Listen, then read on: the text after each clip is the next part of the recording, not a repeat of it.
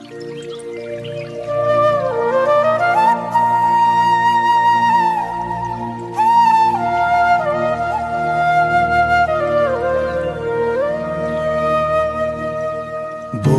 बम सुल्तानगंज के घटवा पर खड़ा बनी, गंगा जी टाखी कानवर में भरली बांस लाथी, कांधा पर खाली मन में बाड़े बाबा बैदियानाथ।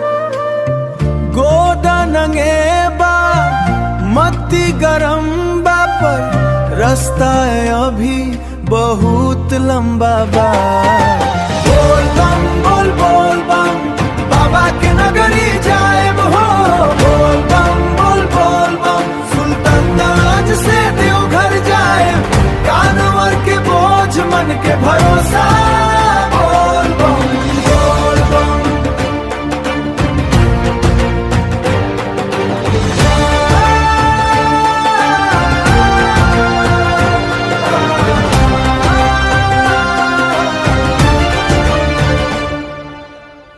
भगवा रंग में रंगायल बा दुनिया, पाँव में पड़ल बा नीला छाला।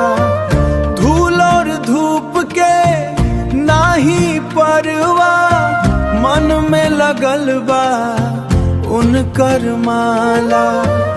गोदा थकत बा सांस फूलत बा, पर मन में शक्ति उनकर बा।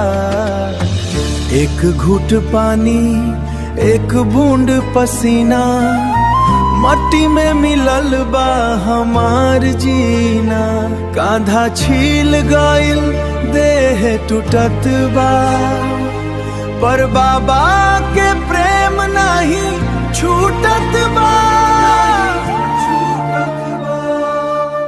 रास्ता बा पाथर रास्ता बा कंता, बोल बम के नारा से दुख बा बनता। देवघर के मंदिर अब दिखात बा, सुल्तानगंज के संकल्प अब पूरा